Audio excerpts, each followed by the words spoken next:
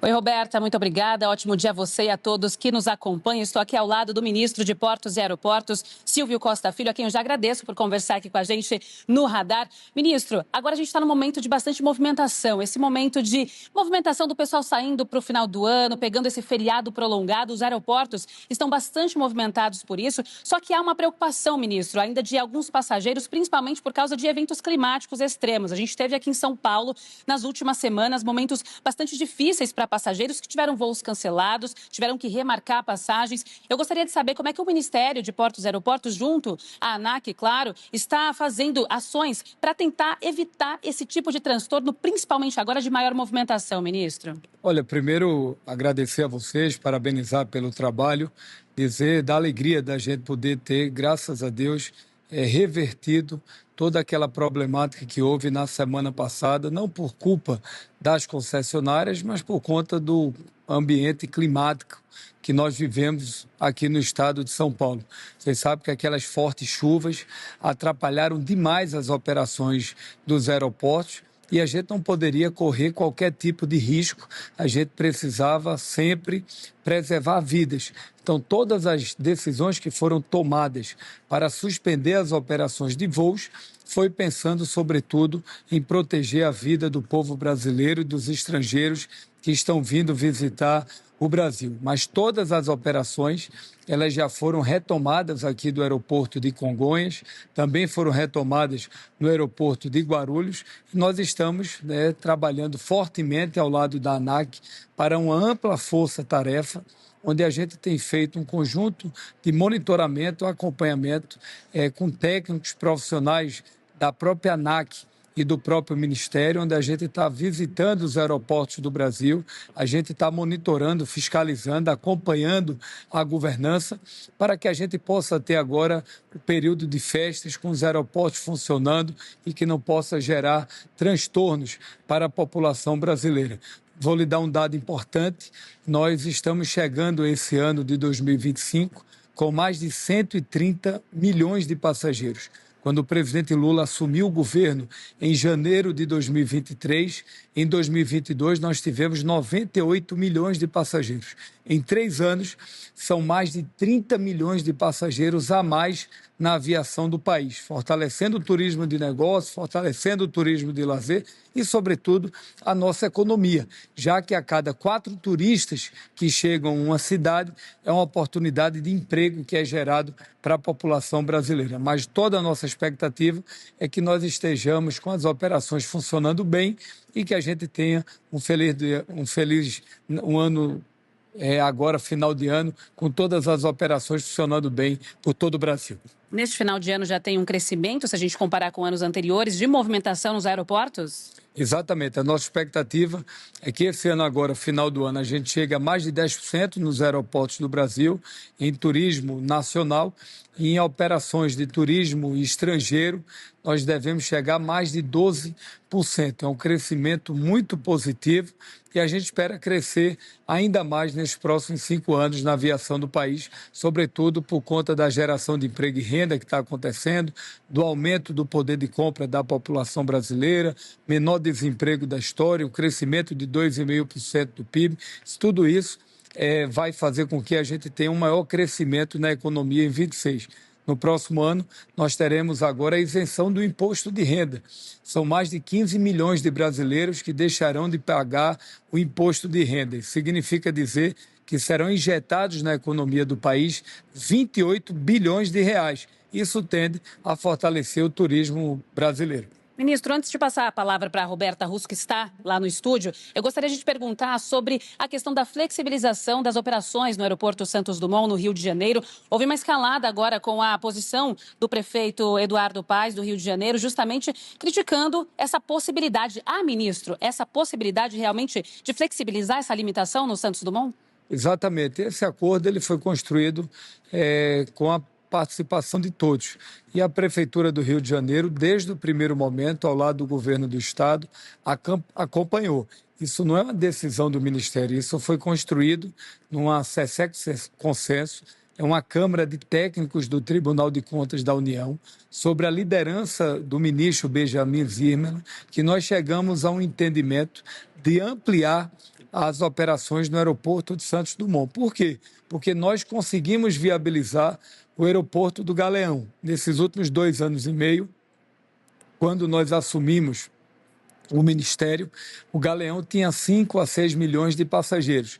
Esse ano nós estamos chegando a mais de 15 milhões de passageiros, ou seja, incluímos quase 10 milhões de passageiros no aeroporto do Galeão. Mas não é porque nós estamos crescendo no Galeão e vamos continuar crescendo cada vez mais que a gente também queira que o aeroporto de Santos Dumont fique limitado e sem crescer. Então, a gente está aumentando em mais 1,5 milhão de passageiros o aeroporto de Santos Dumont, para que a gente também tenha o maior crescimento do Santos Dumont e, concomitantemente, a gente está fortalecendo o Galeão, porque, ao final, o que tem que sair fortalecido é a aviação do Rio de Janeiro e, naturalmente, a aviação do Brasil. Por isso que a gente está tendo um olhar estruturante de fortalecimento da aviação do estado do Rio, que esse ano deve crescer também mais de 10% no país.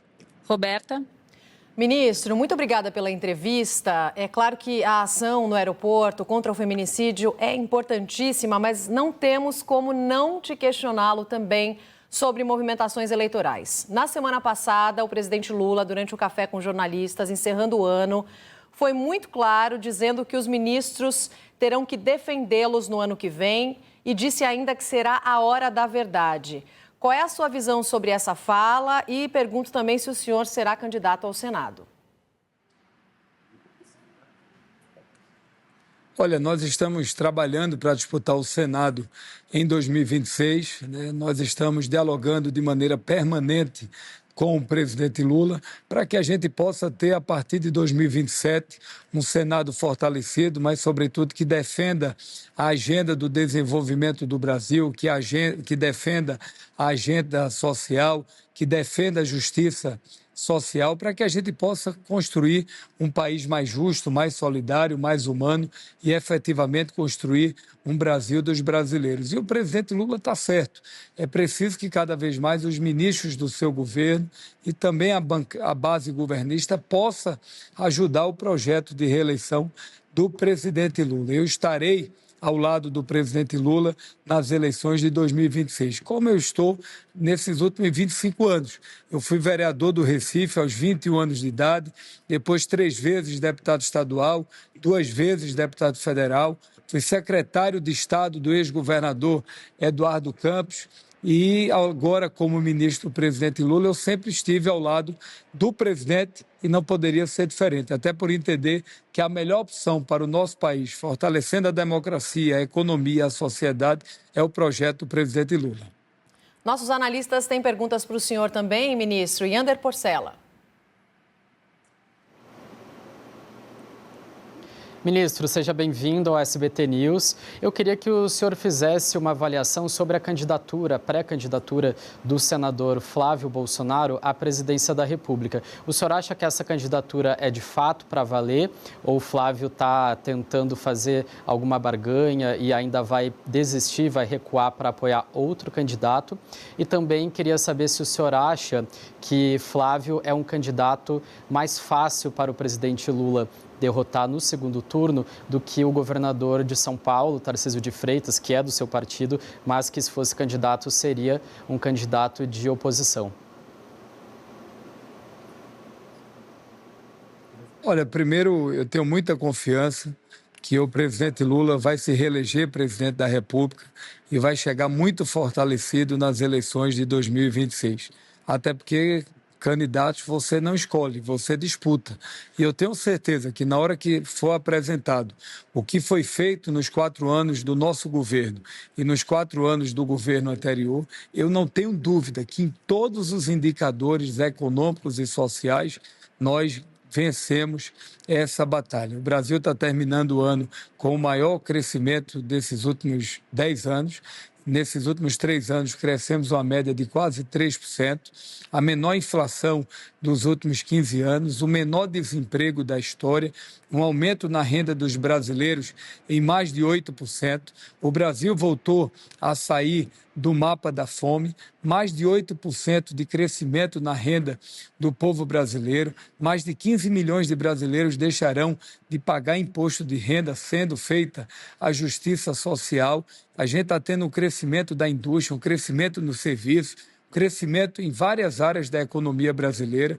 Nós estamos terminando o ano com mais de 300 bilhões em contratos assinados pela iniciativa privada, em concessões em portos, aeroportos, rodovias, ferrovias, petróleo e gás.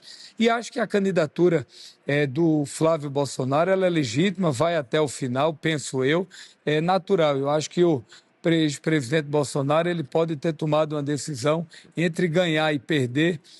Às vezes é melhor perder liderando do que ganhar liderado. Eu não sei se essa foi a decisão que eles tomaram, nós temos que respeitar e a gente vai fazer o debate, nós vamos fazer o enfrentamento, mas sobretudo no campo das ideias.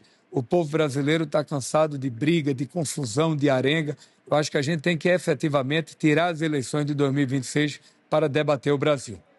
A gente tem mais uma pergunta de analista, certo, Roberta? César Feitosa. Ministro, obrigado pela presença aqui no SBT News. O senhor, enfim, um deputado já de alguns mandatos, deputado licenciado, assumiu o ministério com uma capacidade muito elogiada pelos colegas no parlamento de sentir o termômetro do plenário. Em entrevistas anteriores, o senhor chegou a dizer que era contrário à anistia, mas era favorável a uma redução de penas. Projeto este aprovado pelo Congresso, mas o presidente Lula já disse, pelo menos 2 ocasiões mais recentes, que pretende vetar esse projeto de lei quando chegar à sua mesa. Queria entender, primeiro, se o senhor mantém essa visão de que a redução das penas é o melhor dos meios para se buscar uma pacificação, era isso que o senhor tinha dito em entrevistas anteriores. E, no segundo ponto, como que fica a relação do Congresso, especificamente da Câmara, de onde o senhor vem, com o governo Lula, diante de um veto já anunciado pelo presidente Lula? Olha, primeiro, para fazer justiça, é importante reconhecer o papel do presidente Hugo Mota e do presidente Davi Alcolumbre. Tanto é que dos 100% das matérias que foram encaminhadas pelo governo federal, mais de 96% dessas matérias elas foram aprovadas. Segundo, nós estamos vivenciando um momento difícil do Brasil. Nós tivemos um ex-presidente da República preso, uma sociedade profundamente radicalizada e com pautas muito sensíveis a serem apreciadas, a exemplo da anistia. Se o texto que foi aprovado, se eu estivesse exercendo o mandato de deputado federal, eu não teria votado na anistia. Por quê? Porque eu defendo que o debate sobre a tipificação das penas, elas devam ser feitas pelo próprio Poder Judiciário. Quando eu falei lá atrás, eu coloquei a importância do próprio Judiciário poder fazer uma reflexão, porque eu acho que teve algumas penas que, na minha opinião, teve excessos. Por exemplo, a famosa mulher do batom que foi intitulada. Eu acho que foi uma pena muito desproporcional. Eu acho que esse debate, o Poder Judiciário deveria fazer até para poder preservar o Congresso Nacional. Até porque eu acho que a gente tem que, mais do que nunca, defender a democracia, defender a liberdade de expressão, defender a imprensa brasileira, que é muito importante para o fortalecimento da democracia, mas eu acho que isso, na minha avaliação, competeria ao Congresso. Tanto é que, da forma que avançou, ao final tende a não avançar da maneira desejada dentro de uma condição coletiva com o próprio Poder Judiciário, que ali sim é o fórum das discussões, na minha opinião, da tipificação ou não de penas. Ministro, falando aqui novamente sobre as questões de São Paulo, mas claro que afetam a todos que vêm para cá, gostaria de saber sobre algumas entregas importantes já para o ano que vem. Túnel Santos-Guarujá tem uma parte já importante, a gente já teve algumas outras obras de infraestrutura. Hoje, por exemplo, o Rodoanel Norte já foi entregue, mais um trecho, né? O primeiro trecho, está em expectativa ainda para o trecho no ano que vem, mas falando especificamente do Túnel Santos-Guarujá, gostaria que o senhor falasse sobre essa entrega e se realmente esse prazo vai ser estabelecido e vai ser cumprido. Olha, primeiro, em primeira mão, SBT News, nós estaremos na primeira semana de fevereiro anunciando a ordem de serviço do túnel Santos-Guarujá, uma obra de 6 bilhões de reais, que é muito importante para a Baixada Santista, e essa obra é uma obra que será dividida entre o governo federal, o governo do estado, e será uma obra muito estratégica para São Paulo. Além disso, nós teremos grandes leilões agora nesse segundo semestre, a exemplo do leilão de São Sebastião, a exemplo do Santos 10. Nós vamos anunciar também investimentos em aeroportos regionais aqui no estado de São Paulo, investimentos também em várias obras nos portos, aqui no Porto de Santos, e tudo isso vai fortalecer cada vez mais o desenvolvimento, a cadeia produtiva, a geração do desenvolvimento do Estado. Até porque quando São Paulo vai bem, o Norte vai bem, o Nordeste vai bem, e é muito importante para o desenvolvimento do nosso país. Roberta.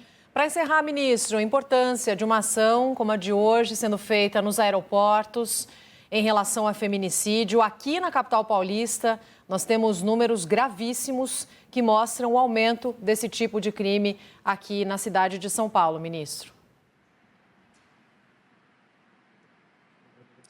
Olha, eu concordo integralmente com a preocupação. Infelizmente, todo dia no nosso país são vítimas de feminicídio mais de 4 mulheres. No ano de 2024, foram quase 1.500 mulheres do nosso Brasil que perderam as suas vidas vítimas de feminicídio. Por isso que nós estamos anunciando hoje essa grande campanha nos aeroportos brasileiros e nos aviões contra o assédio e, sobretudo, contra o feminicídio. Até porque em mulher não se bate nem com uma flor. E eu digo sempre que o lugar de mulher é aonde ela quiser. E é por isso que a gente está fazendo essa campanha, através do Disque 180. Qualquer mulher brasileira que foi vítima de assédio ou de violência ou inoportação aqui no nosso país, ela pode entrar no Disque 180, fazer a denúncia para que a gente possa atuar com rigor. Isso é uma prioridade nossa, essa é uma orientação do presidente Lula para que todos os ministros possam trabalhar através das suas políticas públicas, fazendo campanhas, ações estratégicas para combater o feminicídio no nosso país. Muito obrigada, ministro de Portos e Aeroportos, Silvio Costa Filho, por conversar aqui com a gente no SBT News. Um ótimo fim de ano para o senhor. Para vocês também, um Feliz Natal, um Feliz Ano Novo, um ano de 2026 de muita paz, de muita esperança, sobretudo no coração de todos nós. Muito obrigado.